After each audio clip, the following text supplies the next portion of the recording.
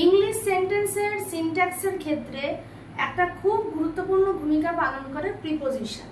যদি কোনো বাক্যে আমরা ভুলভাল প্রিপোজিশন ইউজ করে ফেলি তবে কিন্তু সেই বাক্যের সিনট্যাক্সও নষ্ট হয়ে যাবে। আজকে আমি তোমাদের সামনে এমন একটি ক্লাস নিয়ে এসেছি যেখানে আমরা আলোচনা করব টাইম প্রিপোজিশন সম্পর্কে, এবং এই ক্লাসটি করার পর তোমাদের টাইম প্রিপোজিশন সম্বন্ধে আর কোনো ডাউট থাকবে না। সুতরাং সম্পূর্ণ ক্লাসটিকে অবশ্যই দেখবে এবং এই চ্যানেলটির সাথে সবসময় যুক্ত থাকার জন্য চ্যানেলটিকে লাইক করে দেবে এবং অবশ্যই সাবস্ক্রাইব করে দেবে আর পাশের বেল আইকনটা ক্লিক করে দেবে। আজকে আমি আলোচনা করব টাইম প্রিপোজিশন নিয়ে। আচ্ছা, টাইম প্রিপোজিশন কি? সেই ধরনের প্রিপোজিশন যা কিনা সময়কে ডিনোট করে। তার মধ্যে তিনটি প্রিপোজিশন আমি আজকে তোমাদের সামনে নিয়ে এসেছি। তিনটি প্রিপোজিশন হচ্ছে অ্যাট, অন এবং ইন। এই তিনটি প্রিপোজিশন মনে রাখার জন্য একটা সুন্দর ট্রিকও আমি তোমাদের বলে দেব, যা শোনার পর বা বোঝার পর তোমাদের আর কখনোই টাইম প্রিপোজিশন পুট করতে কখনো ভুল হবে না, অন্তত এই তিনটি ক্ষেত্রে। তো প্রথম প্রিপোজিশন হচ্ছে অ্যাট। অ্যাট প্লেস প্রিপোজিশনও হয়, সেটি খুব ছোট কোনো জায়গার পূর্বে আমরা প্লেস প্রিপোজিশন হিসেবে অ্যাটকে ব্যবহার করি। তো অ্যাট টাইম প্রিপোজিশন কখন হয়? যখন ঘড়ির কাঁটার সময়, অর্থাৎ কিনা 5 o'clock, 6 o'clock in the morning এই রকমের সময়গুলোকে বোঝানো হয়। তার আগে আমরা যে প্রিপোজিশন প্লেস করি তা হচ্ছে at. Before time of clock, অর্থাৎ অ্যাট যখনই তোমরা অ্যাট প্রিপোজিশনটা দেখবে তখনই তোমাদের মাথায় যেন একটা ইমেজ ক্লিক করে, সেটা হচ্ছে ঘড়ি। যখনই অ্যাট দেখবে ঘড়ির ইমেজটাকে মাথায় নিয়ে আসবে। তাহলেই যে কোনো ঘড়ির কাটার সময়ের আগে অন্য কোনো প্রিপোজিশন তোমরা প্লেস করবে না। তো I reached there dash 5 o'clock, 5টা, অর্থাৎ কিনা ঘড়ির কাটার সময়। তাহলে কি বসাবো? অ্যাট। এর বাইরেও টাইম প্রিপোজিশন হিসেবে অ্যাট এর কিছু ব্যবহার আছে, যেমন বিফোর, ডন, নুন, নাইট, মিডনাইট। আমাদের যে দিনের 24 ঘন্টা, এই সময়টা বিভিন্ন ভাগে বিভক্ত, একদম ডন থেকে শুরু করে নাইট পর্যন্ত।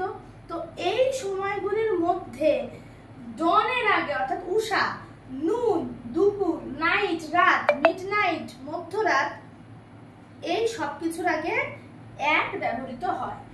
The boy reached his grandmother's house dash midnight, তাহলে কি প্লেস করব? at midnight. Dash dawn all the birds started chirping. at। আশা করি বোঝা গেল। তাহলে যে ট্রিকটা আমরা শিখলাম, ঘড়ি দেখলেই আমরা অ্যাট মনে করব, ঠিক আছে? বা অ্যাট দেখলেই ঘড়ির ইমেজ মনে করব। সেকেন্ড প্রিপোজিশন হচ্ছে অন। অন যে কোনো পার্টিকুলার ডেটের আগে অথবা কোনো উইক ডে এর পূর্বে ব্যবহৃত হয়। যেমন dash Monday all the offices start to work as before. সোমবারে সমস্ত অফিসগুলি আগের মতোই কাজ করতে শুরু করে। তাহলে ড্যাশ মানডে মানে অন মানডে। এইখানে আমি যে উদাহরণটা নিয়ে এসেছি, I have to attend the party dash 23rd March, 23শে মার্চ একটা ডেট বোঝাচ্ছে, অর্থাৎ এখানে অন বসবে। অনের সাথেও আমি তোমাদের একটা ট্রিক শেখাবো, সেটা হচ্ছে অন দেখলেই ক্যালেন্ডারের কথা মনে করবে। অর্থাৎ ক্যালেন্ডারের যে কটা ডেট আছে সেই ডেটের আগে কিন্তু সবসময় অন বসে। তার মানে যে কোনো জানুয়ারির ডেট, ফেব্রুয়ারির যে কোনো ডেটের আগে সেক্ষেত্রে কিন্তু অন বসে। পরবর্তী আমাদের যে প্রিপোজিশন তা হচ্ছে ইন বিফোর ইয়ার। যে কোনো সালের পূর্বে বসে ইন। অথবা আরেকটা জিনিস অ্যাড করতে হবে, সেটা হচ্ছে এনি মান্থ। এমন মান্থ যার কোনো ডেট দেয়া নেই কিন্তু শুধু মাসটার কথা বলা হয়েছে, সেক্ষেত্রেও কিন্তু ইন ব্যবহৃত হয়।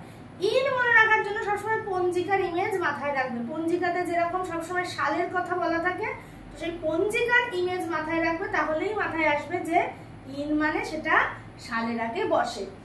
The girl was born dash 2001, এই যে 2001 একটা সাল, অর্থাৎ কিনা ইন হবে।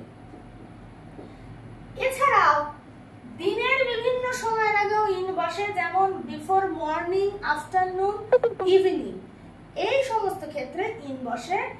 যেমন I met my friend early dash the morning, morning আছে তার মানে ইনে যাবে, অর্থাৎ এখানে প্রিপোজিশন হিসেবে ইন ব্যবহৃত হবে। Dash the evening it had been a heavy ডাউনপোর, সন্ধ্যে নাগাদ খুব বৃষ্টি হয়েছিল, তাহলে ইভিনিং আছে ইন হবে। আচ্ছা, আমি যে বললাম এনি মান্থ, মান্থের ডেট দেওয়া থাকবে না, শুধু মান্থটা যদি উল্লেখ করা হয় তাহলে সেক্ষেত্রে কিন্তু ইন বসবে। যেমন in the month of January